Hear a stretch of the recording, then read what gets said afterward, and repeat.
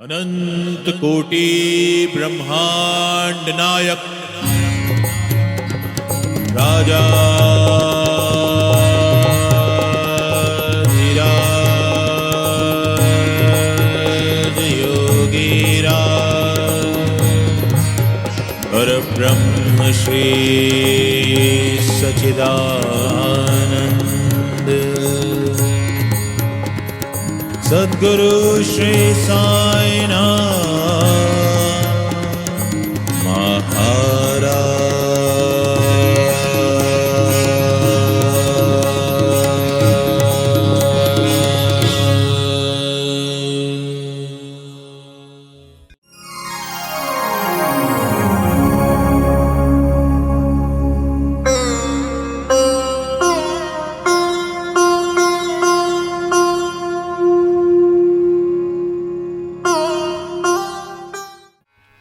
हमने कल एक सरसरी तौर पे जिक्र किया था बलवंत राव विश्वनाथ देव का। अन्ना साहब दाभोलकर के देह छोड़ने के पश्चात, जो कि श्री साईं सच्चरित्र ग्रंथ का उपसंहार अधूरा रह गया था, अंतिम अध्याय छूट गया था, उसको श्री बीवी देव ने लिखा। श्री बीवी देव ने एक अन्य रचना भी की, जो कि शिरडी में धूप आरती में गाई जाती है। रुसो मम प्रियांबिका मजवरी पिता ही रुसो, रुसो मम प्रियांगना सुतात्मजा ही रुसो।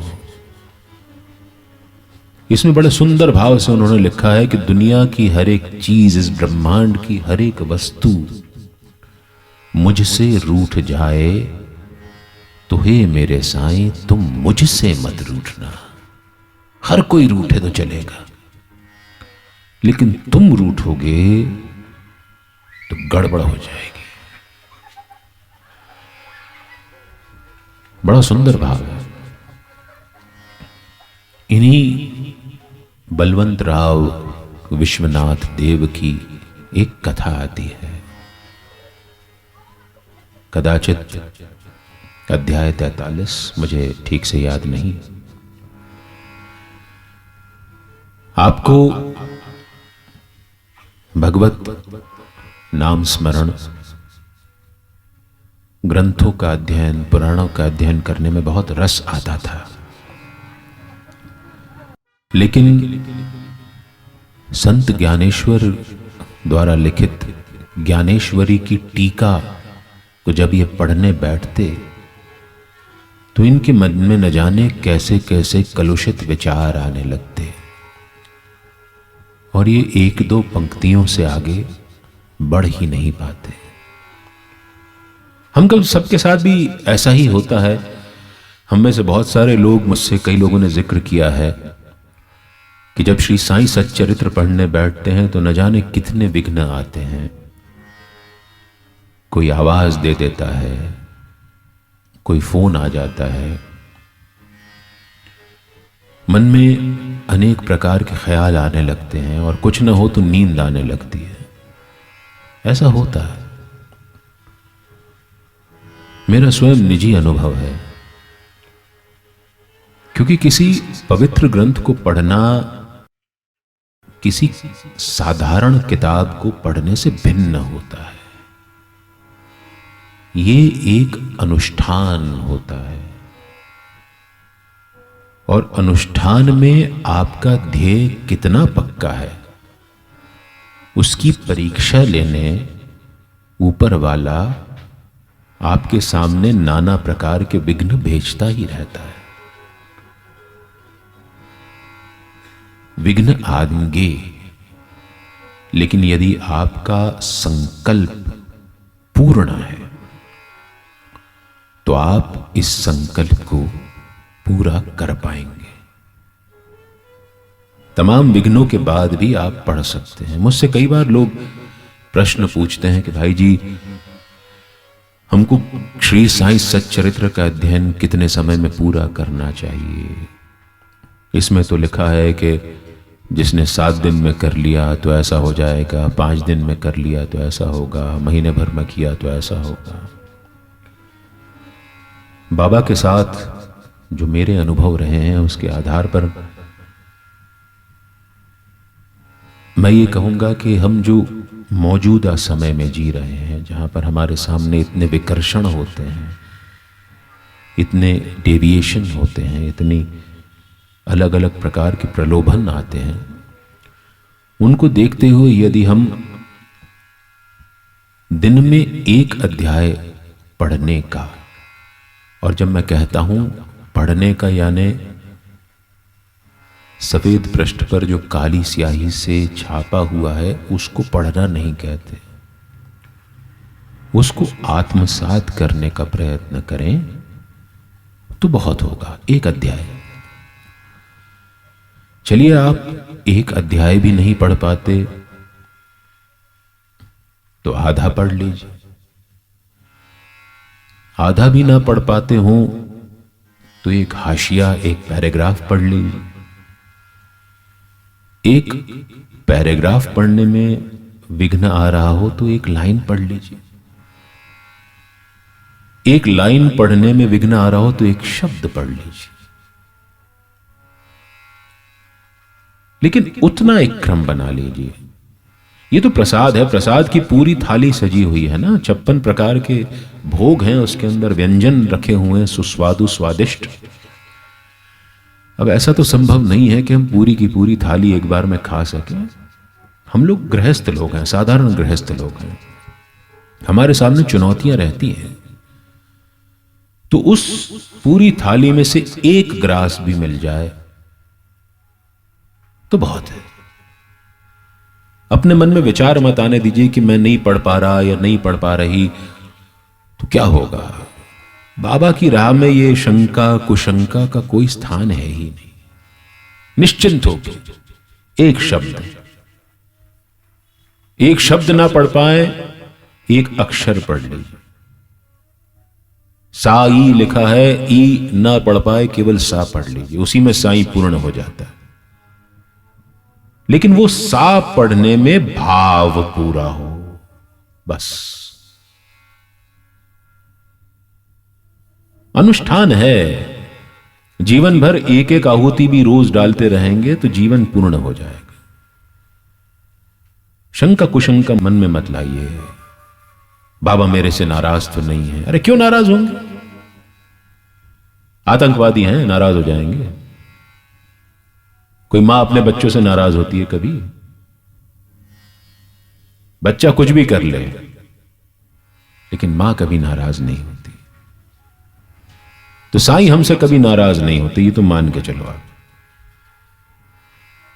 ये कभी मत सोचो, जितना पढ़ सको पढ़ो।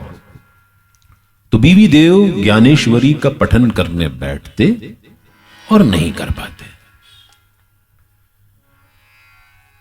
एक बार वो पूरा संकल्प लेकर के शिरडी आए कि मैं बाबा से आशीर्वाद प्राप्त करके ज्ञानेश्वरी का पठन पुनः प्राप्त करूंगा, जिससे जो अड़चन विघ्न मेरे जीवन में आ रहे हैं इसको पढ़ने में वो दूर हो जाए। बाबा के पास आए, हिम्मत ना कर सके। तब बापू साहब जोग ने उनसे कहा कि एक काम करो, तुम्हारे पास जो ज्ञानेश्वरी की प्रति है इसको बाबा के पास ले जाओ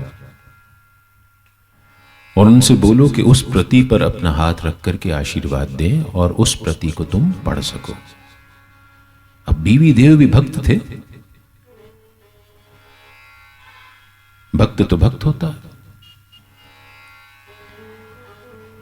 उन्होंने कहा कि मैं बाबा के पास आया हूं, क्या बाबा को मेरी मंशा का पता नहीं है? उन्हें मेरी राह से रोड़े हटाने होंगे तो खुद हटाएंगे, मैं तो नहीं मांगूंगा। ये होता है भक्त का संकल्प,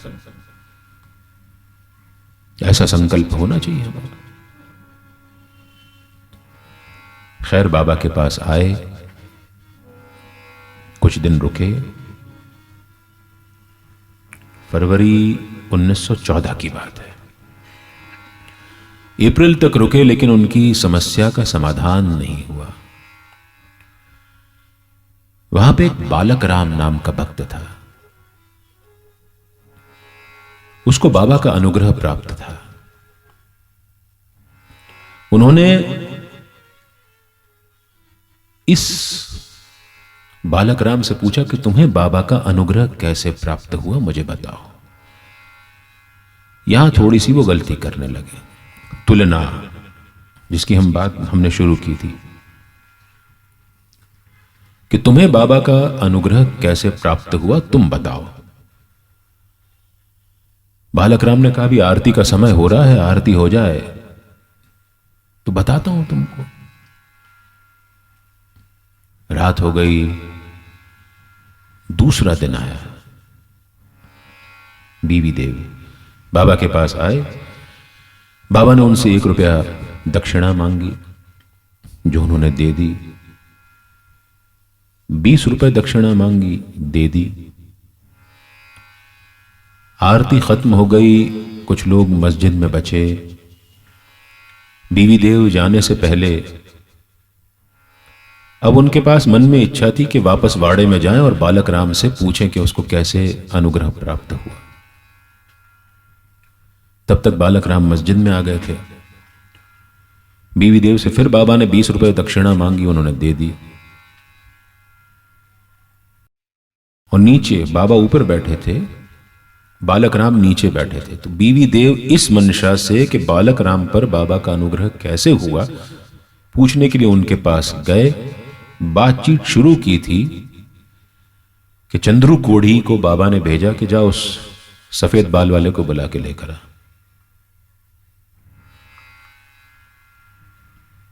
बीवी देव उठ करके चले बाबा के पास। बाबा ने कहा बैठ, तेरे बाल सफेद हो गए हैं, तेरे को शर्म नहीं आती, तूने मेरी चिंदी की चोरी की। बीवी देव हतप्रभ, ये कौन सी चिंदी है, मैंने तो कोई चिंदी चुराई नहीं है। बाबा ने कहा तू ठीक से देख, तूने चिंदी की चोरी की है। बीवी देव को अब भी समझ में नहीं आया।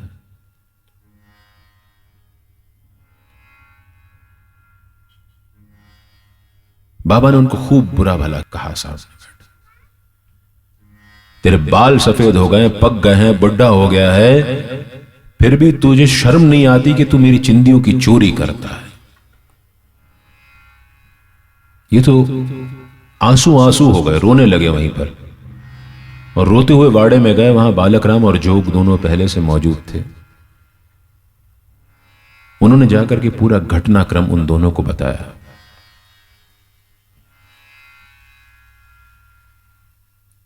दोनों उनको साथ लेकर के बाबा के पास आए। बाबा, इसने कौन सी चिंदियां चुराई हैं? बाबा ने अपने सामने फिर बीवी देव को बिठाया। मैं तुझे सुनहरा शेला देना चाहता हूं, लेकिन तू चिंदियों की चोरी करता है। क्या जरूरत थी बालक राम से पूछने की कि मैंने उस पर आशीष कैसे बरसाया? यहां पे बाबा का दूसरा सूत्र हमको जीवन जीने का जो बाबा ने दिया वो याद आता है, सब्र। सब्र नहीं रखेंगे तो काम कैसे चलेगा? इससे पूछेंगे, उससे पूछेंगे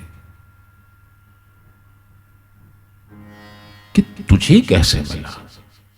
अरे तुम अपने काम से काम रखो ना, मुझे कैसे मिलेगा वो सोचो। वो अलग है, तुम अलग हो, तुम उसका जीवन नहीं जी रहे हो, वो तुम्हारा जीवन नहीं जी रहा है।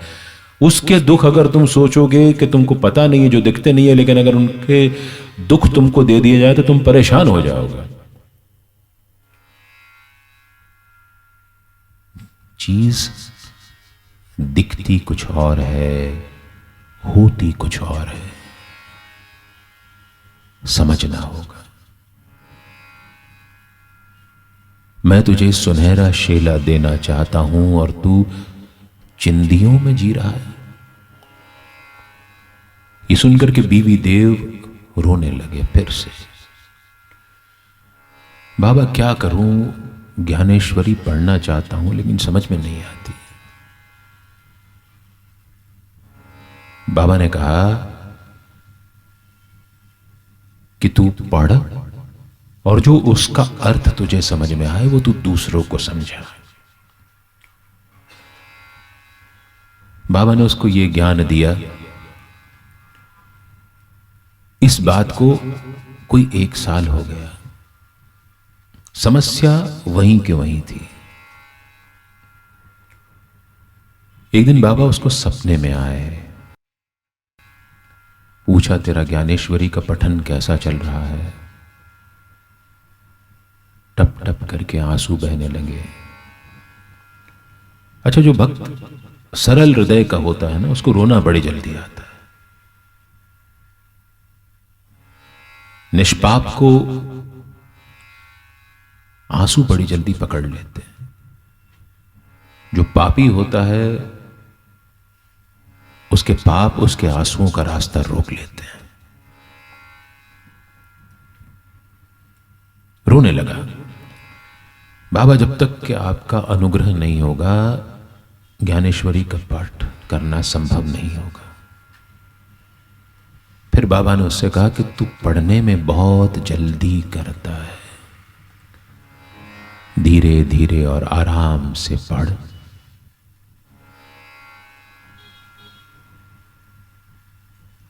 उन्होंने बाबा के कहे अनुसार ज्ञानेश्वरी का पठन प्रारंभ किया।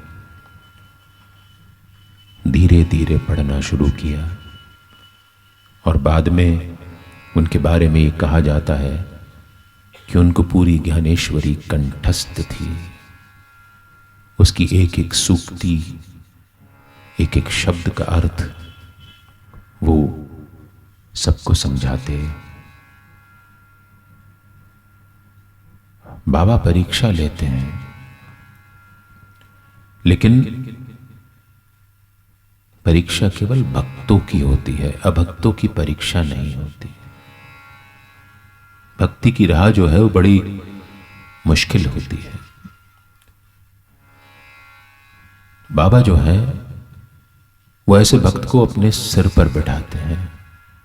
आज बीवी देव की लिखी हुई रचना शाम की आरती में रोज गाई जाती है। उनके लिखे हुए दक्षिणा मर्म को हम लोग श्री साईं सच्चरित्र में पढ़ते हैं और आज उनके बारे में हम बात भी कर रहे हैं। तो बाबा भक्त को ऐसे अपने सिर पर बैठाते हैं।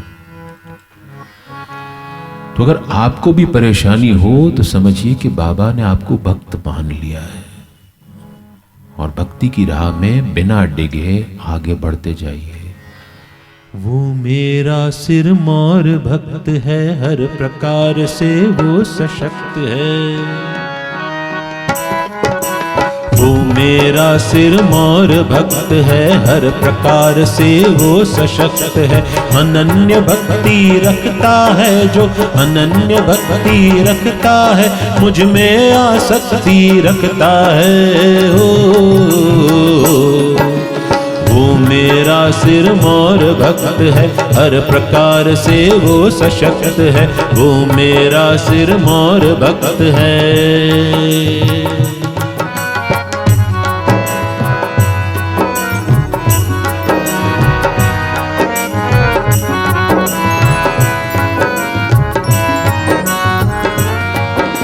कहीं और जो नहीं भटकता, मुझ में रहे समर्पित। कहीं और जो नहीं भटकता, मुझ में रहे समर्पित। अपना तन मन अपना जीवन करता मुझको अर्पित। अपना तन मन अपना जीवन करता मुझको अर्पित। वो मेरा सिरमौर भक्त है, हर प्रकार से वो सशक्त है, वो मेरा सिरमौर भक्त है।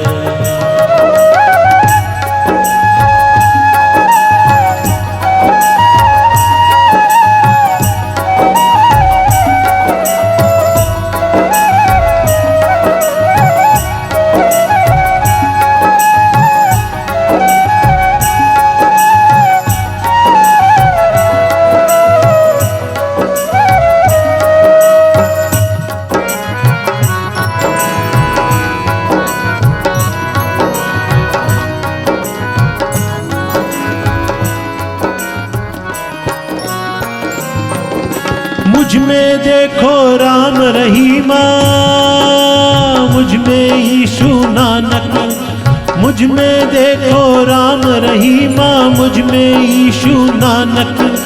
दुख का अनुभव लिए जिए जो रचे सुखों का मानक, दुख का अनुभव लिए जिए जो रचे सुखों का मानक। वो मेरा सिरमौर भक्त है, हर प्रकार से वो सशक्त है, वो मेरा सिरमौर भक्त है।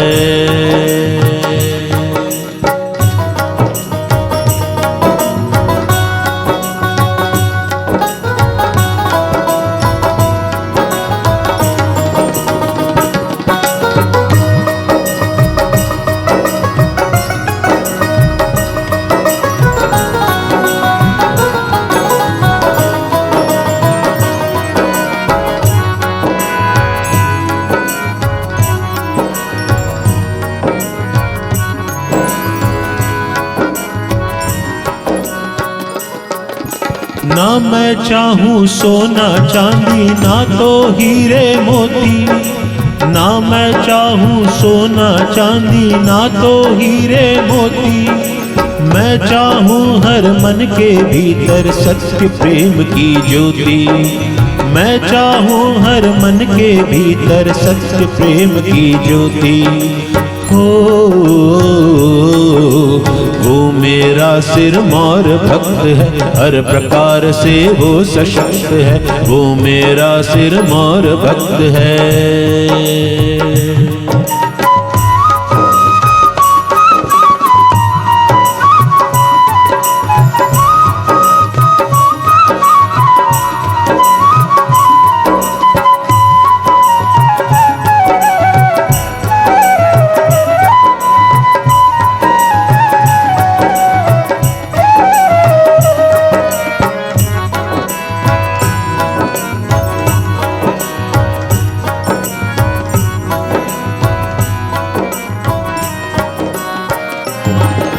जो भी शिरडी आता जाता वो सब सुख पा जाता, जो भी शिरडी आता जाता वो सब सुख पा जाता। धन्य भाव से जो भी मेरे दर पे शीश झुकाता, धन्य भाव से जो भी मेरे दर पे शीश झुकाता। वो मेरा सिरमौर भक्त है, हर प्रकार से वो सशक्त है, वो मेरा सिरमौर भक्त है, हर प्रकार से वो सशक्त है। अनन्य भक्ति रखता है जो अनन्य भक्ति रखता है, मुझ में आसक्ति रखता है। वो मेरा सिरमौर भक्त है, हर प्रकार से वो सशक्त है, वो मेरा सिरमौर भक्त है।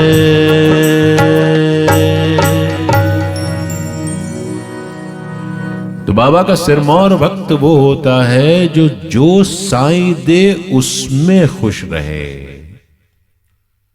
पड़ोसी को क्या मिल रहा है, पड़ोस में बैठने वाले को क्या मिल रहा है, साथ में काम करने वाले को क्या मिल रहा है, उस पर उसका ध्यान ना जाए।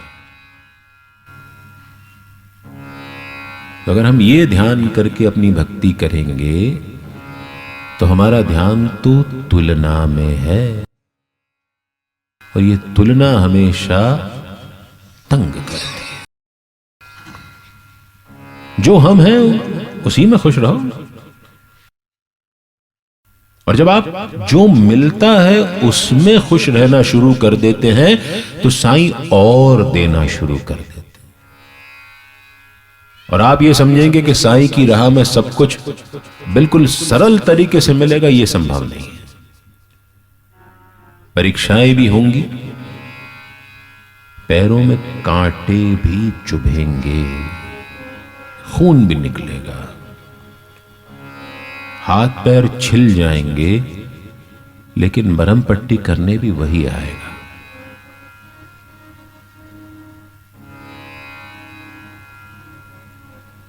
वो आपके शरीर को कष्ट दे सकता है लेकिन आपको दुख नहीं दे सकता। दुख आत्मा का होता है, कष्ट शरीर पाता है। आप अगर आत्मा को दुखी होना देखना चाहते हो तो आप भक्ति में तुलना कीजिए।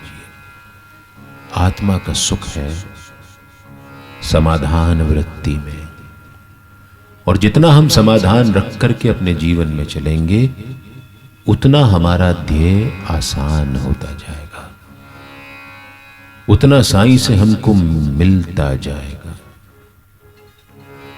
और जब साईं से हमको मिलता है तो फिर इतना मिलता है कि आप समेट नहीं पाते। लेकिन सब्र, एक निष्ठ भक्ति और अखंड अटूट सबूरी, ये अगर रख करके हम चलते हैं तो साईं से पाना मुश्किल नहीं, बहुत मिलता है, खूब मिलता है।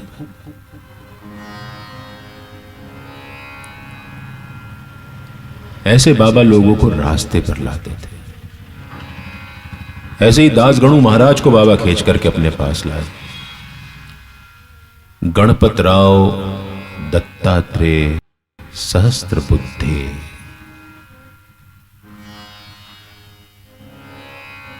गोल मटोल पैदा हुए थे, इसलिए उनका नाम उनके परिवार वालों ने गणपतराव रख दिया था।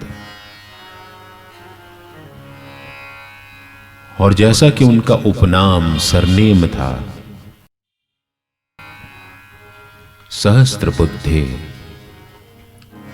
बहुत अद्भुत बुद्धिशाली व्यक्ति थे। पढ़ लिख ज्यादा नहीं पाए।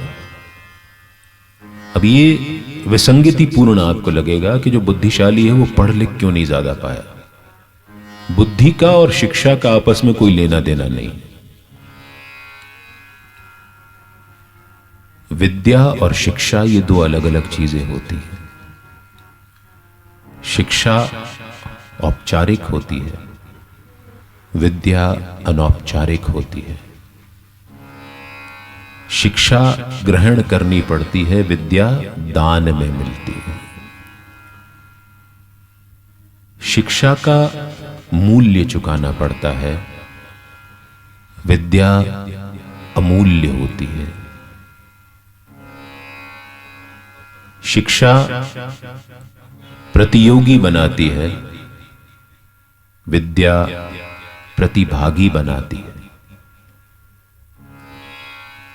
शिक्षा हमको अपूर्ण का अपूर्ण ही रखती है, विद्या हमको पूर्ण कर देती है।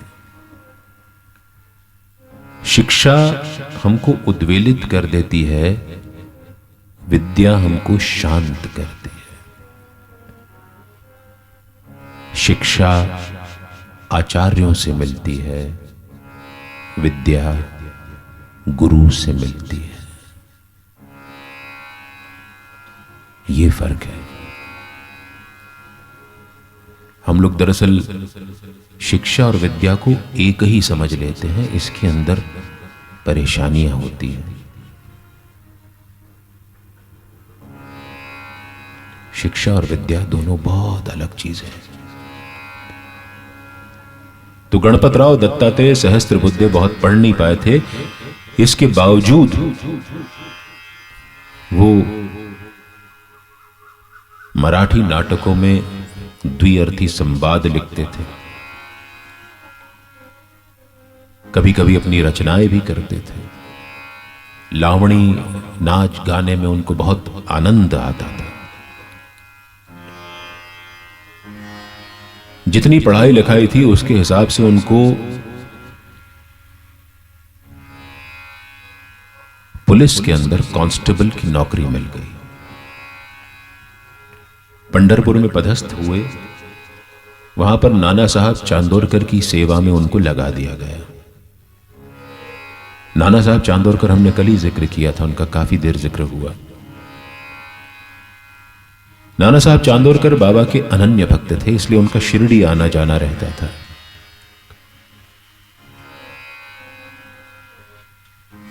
तो गणपत राव को लेकर के वो कई दफे शिरडी आए, और जितनी बार भी वो शिरडी आए, बाबा ने गणपत राव से कहा कि तुमको ये पुलिस की नौकरी छोड़ देनी चाहिए।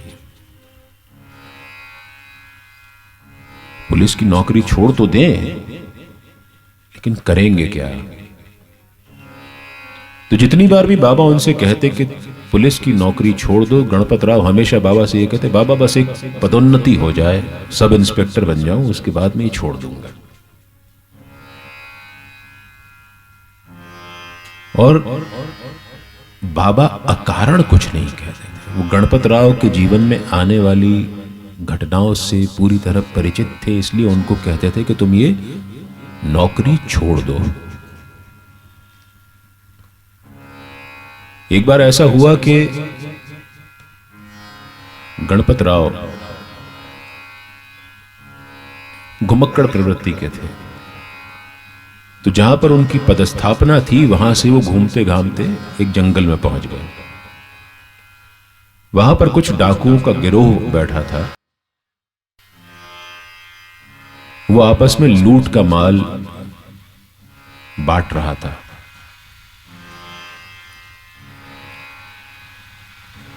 इधर गणपत राव के साथ काम करने वाले उनके सहकर्मी ने उनकी शिकायत कर दी कि रोज नामचे पर हस्ताक्षर करके घूमने निकल गए।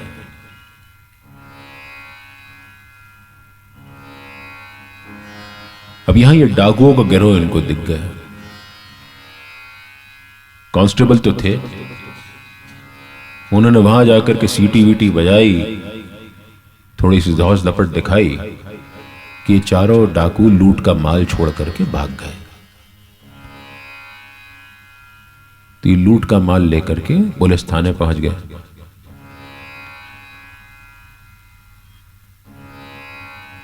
उनको बाबा ने मौका दे दिया। ड्यूटी छोड़ करके गए थे, शिकायत हो गई थी। तो जब ऊपर वाले अधिकारी ने उनसे पूछा कि तुम ड्यूटी के टाइम पर कहां चले गए थे, तो उन्होंने कहा कि मुझे खबर मिली थी। खबर नहीं मिली थी, झूठ बोल रहे थे। कि मुझे खबर मिली थी कि कुछ डाकू वहां पर लूट के माल का बंटवारा कर रहे हैं, तो मैं वहां छापा मारने गया था। ये देखिए लूट का माल लेकर गया। खैर बच गए उस वक्त।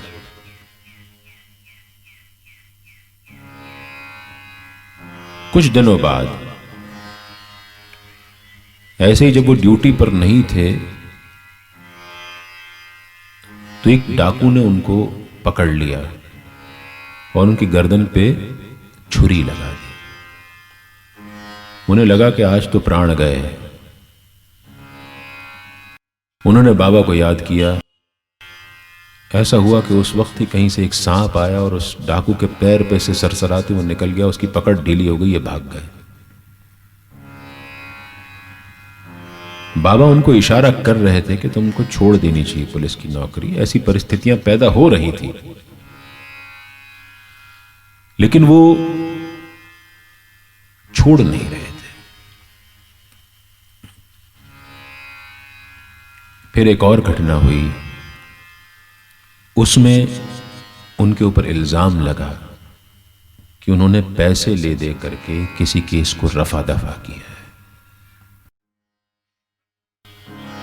डिपार्टमेंटल इंक्वायरी बिठा दी गई। अब इन्होंने मन ही मन बाबा से प्रार्थना की कि बाबा इस बार मैं बच जाऊं तो मैं वाकई में पुलिस की नौकरी छोड़ दूंगा। वो क्या छोड़ते, डिपार्टमेंटल इंक्वायरी में उनको क्लीन चिट मिल गई, लेकिन उनके स्वभाव के चलते उनके जो मातहत थे उन्होंने उनसे कहा कि अब तुम इस महकमे में नौकरी नहीं कर सकते। पदोन्नति हुई नहीं, नौकरी छोड़ने का हुक्म मिल गया। क्या करते, शिरडी आ गए। लिखने का शौक था, गाने का शौक था, उनको बहुत सुरीला कंठ मिला हुआ था। बाबा के पास आए तो बाबा से पूछते हैं कि बाबा नौकरी तो छूट गई, अब मेरा घर कैसे चलेगा, जीवन यापन कैसे होगा। तब बाबा ने उनसे कहा, मेरे भक्तों के घर कभी भी अन्न और वस्त्र का अभाव नहीं होगा। और बाबा जिन्होंने ये वादा दास गणु महाराज से किया था, वो आज भी अपने भक्तों का इतना ध्यान रखते हैं कि उनके भक्तों के घर अन्न और वस्त्र का अभाव कभी नहीं होता। बाकी तो आप गाड़ी मांग लो, घोड़ा मांग लो, विमान मांग लो, हीरे जवाहरात मांग लो, आपकी ऐसी वासनाओं की पूर्ति का जिम्मा साईं ने नहीं ले रखा, लेकिन आपको कभी भूखा नहीं रखेंगे और आपको कभी निर्वस्त्र नहीं रखेंगे। ये साईं का वादा है आपसे। यही गणपतराव दत्तात्रेय सहस्त्रबुद्धे, हम मानव जन्म को सुधारने की बात कर रहे हैं। कैसे उन्होंने, बाबा ने उनका जीवन बदलना शुरू किया। दास गणु महाराज ने बाबा के सानिध्य में रहते हुए उनकी प्रेरणा से भक्त सारामृत, संत कथामृत, संत लीलामृत नाम की कई रचनाएं लिखी, जिसमें अन्य समकालीन संतों पर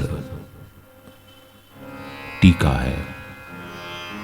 और इन 3 ग्रंथों में कुल 7 अध्याय उन्होंने बाबा को समर्पित भी किए हैं। उनके लिखे हुए अभंग हम रोज आरतियों में गाते हैं।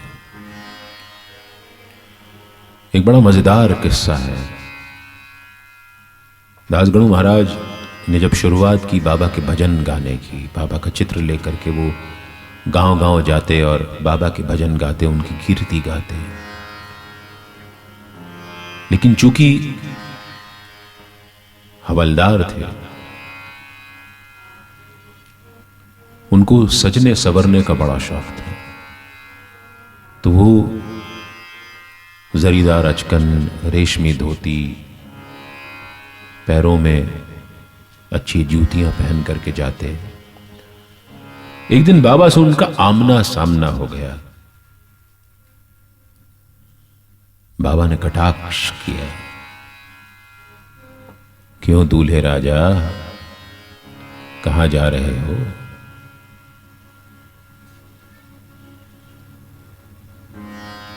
सही तो है, भगवान के भजन गाने हैं तो दूल्हे राजा बनकर के कहां जाना होता है। आज हम साईं बाबा के कितने भजन गायकों को देखते हैं जो सिल्क के कुर्ते, रेशम की अधोवस्त्र, गले में इतना बड़ा साईं बाबा का सोने में मढ़ा हुआ लॉकेट लगा करके नाचते कूदते हुए बाबा के भजन गाते हैं। एक भजन संध्या में मैं गया था जिसमें भजन गायक ने अपने फोटोग्राफ्स नीचे भाड़े की भीड़ को दे रखे थे और जब वो भजन गा रहे थे रंग बिरंगी लाइटों के बीच नाचते कूदते उछलते हुए, उनके फोटोग्राफ वो लहरा रही थी वो भीड़। बाबा सादगी में बसते हैं, आडंबर में नहीं।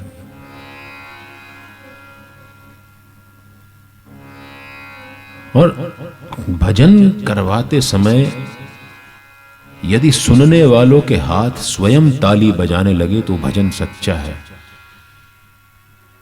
लेकिन अगर बार बार भजन गायक को ये बोलना पड़े कि आप जोर जोर से ताली बजाइए, और जो ताली नहीं बजाएगा वो शिरडी नहीं जा पाएगा, और जो ताली नहीं बजाएगा उसको माता वैष्णो देवी बुलाएंगी नहीं, और जिसने ताली नहीं बजाई, हाथ उठाए नहीं, जिसने नाचा नहीं, उसकी चप्पल चोरी हो जाएंगी। इस टाइप की बातें भजन गायक करते हैं।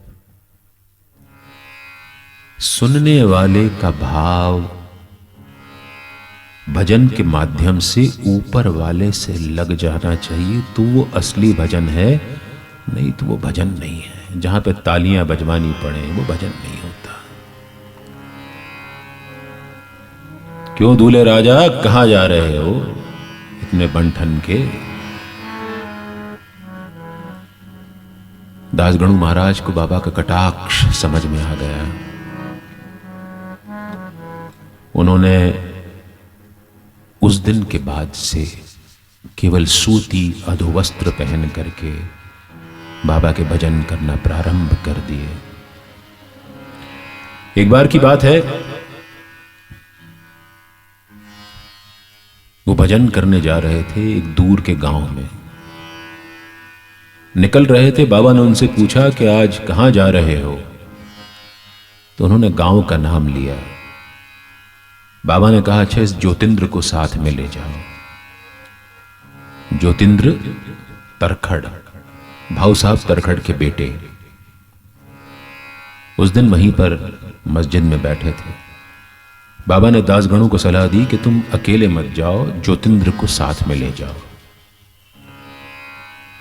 बाबा देख लेते हैं कि हमारे जीवन में क्या कुछ आने वाला है। तो गांव में पहुंचे, एक कुर्सी पर बाबा की तस्वीर रख दी, और जैसे वो भजन गाते थे वैसे ही भजन गाने लगे।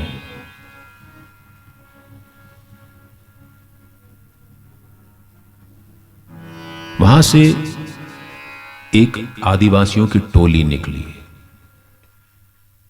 उनके मुखिया की लाश, उसका देहांत हो गया था, उसको लेकर के वो लोग अंतिम संस्कार के लिए जा रहे थे। बीच में दासगणु महाराज के कीर्तन सुनकर के वो लोग वहां रुक गए। बाबा की तस्वीर देखी तो दासगणु महाराज का कीर्तन रोक करके पूछते हैं क्या हो रहा है? दासगणु महाराज ने कहा कि हम हमारे साईं बाबा के गुणगान कर रहे हैं। बोले कौन है ये? बोले चमत्कारी पुरुष हैं, संत हैं, महात्मा हैं। बोले संत महात्मा है? दासगणु महाराज ने कहा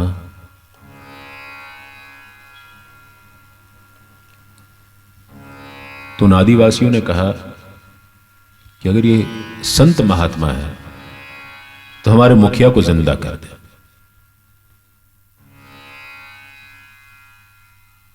उन्होंने ये कहकर के अपने मुखिया की पार्थिव देह वहीं रख दी कि बोले अब तुम अपने संत से बोलो कि इनको जिंदा करें, नहीं तो तुमको हम यहां मार डालेंगे। दासगणु महाराज ने पूरे मनोयोग से आंख बंद करी, गाना शुरू किया। साईं रहम नजर करना, बच्चों का पालन करना। साईं रहम नजर करना, बच्चों का पालन करना। बाबा रहम नजर करना, बच्चों का पालन करना। बाबा रहम नजर करना, बच्चों का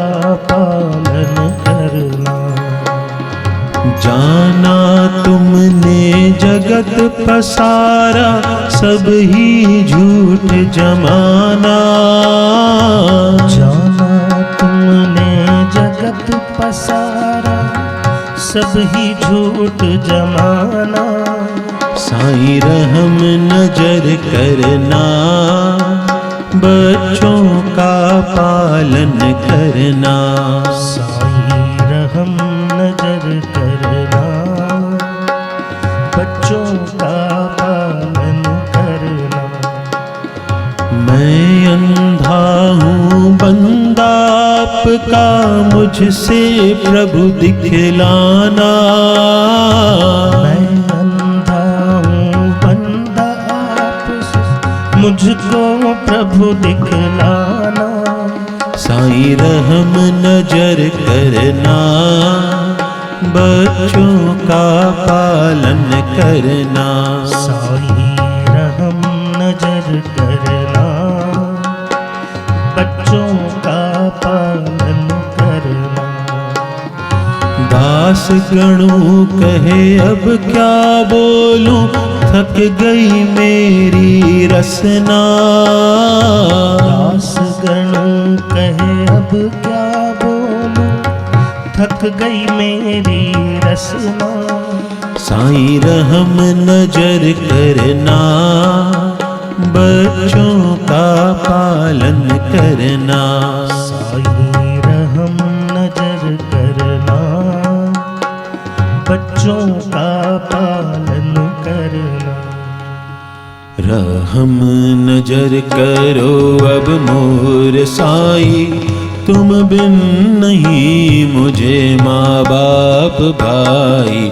रहम नजर करो अब मोर साईं, तुम बिन नहीं मुझे माँ बाप भाई। रहम नजर करो मैं अंधा हूँ बंदा तुम्हारा, मैं अंधा हूँ बंदा तुम्हारा। मैं ना जानू, मैं ना जानू, मैं ना जानू अल्लाह इलाही।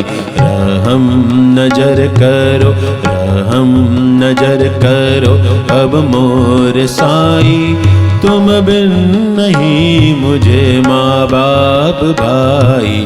रहम नजर करो खाली जमाना मैंने गमाया, खाली जमाना मैंने गमाया। साथी अकर का, साथी अकर का, साथी अकर का किया न कोई। रहम नजर करो, रहम नजर करो अब मोर साईं, तुम बिन नहीं मुझे माँ बाप भाई। रहम नजर करो अपनी मस्जिद का झाड़ू गणू है, बाबा की मस्जिद का झाड़ू गणू है। मालिक हमारे, मालिक हमारे, मालिक हमारे तुम बाबा साईं। रहम नजर करो अब मोर साईं, तुम बिन नहीं मुझे माँ बाप भाई। रहम नजर करो। दासगणु महाराज का ये अभंग समाप्त हुआ और वो मुर्दा मुखिया जी उठा। ये है भगवान को भक्त के लिए सब कुछ करना पड़ता है, भक्त का मान रखने के लिए। ऐसे वक्त पर भक्त भगवान से बड़ा हो जाता है। भक्त वो कुछ करने के लिए भगवान को मजबूर कर देता है जो साधारण बुद्धि को असंभव प्रतीत होता है। आप समझते हैं बाबा चमत्कार करते हैं, बाबा चमत्कार नहीं करते। बाबा में जो आपकी भक्ति है वो बाबा को चमत्कार करने के लिए मजबूर करती है। ये साईं का वैशिष्ट्य है कि वो आपका मान रखने के लिए कुछ भी कर जाएंगे, क्योंकि साईं को यह मंजूर नहीं है कि उसके भक्त का शीश नीचे हो, कभी भी नहीं। प्रश्न ही नहीं उठेगा इस बात पे। भक्त बड़ा भगवान से कह गए संत महन, जो साईं में डूबता करे दुखों का अंत। भक्त बड़ा भगवान से कह गए संत महन, भक्त बड़ा भगवान से कह गए संत महन, जो साईं में डूबता करे दुखों का अंत, जो साईं में डूबता करे दुखों का अंत। भक्त बड़ा भगवान से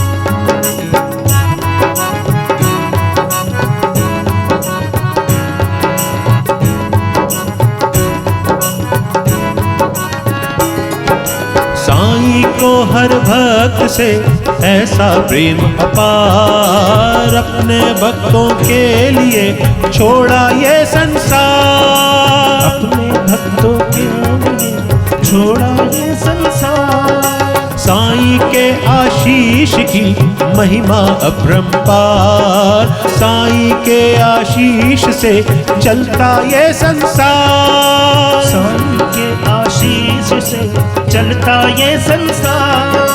हिंदू मुस्लिम सिख ईसाई, हिंदू मुस्लिम सिख ईसाई, बौद्ध और अरिहंत, जो साईं में डूबता करे दुखों का अंत, जो साईं में डूबता करे दुखों का अंत। भक्त बड़ा भगवान से कह गए संत महंत, भक्त बड़ा भगवान से।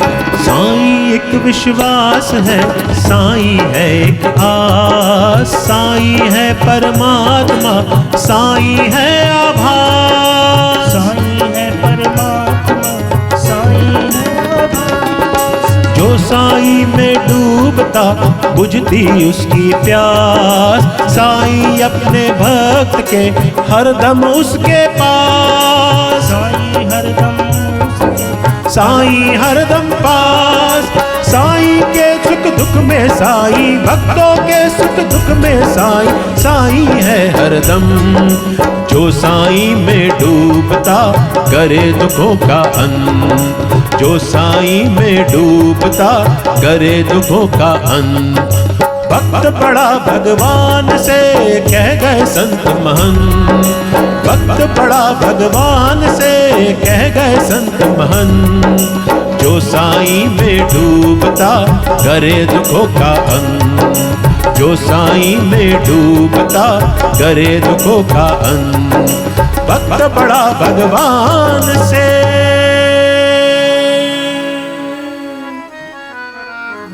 साईनाथ महाराज की जय।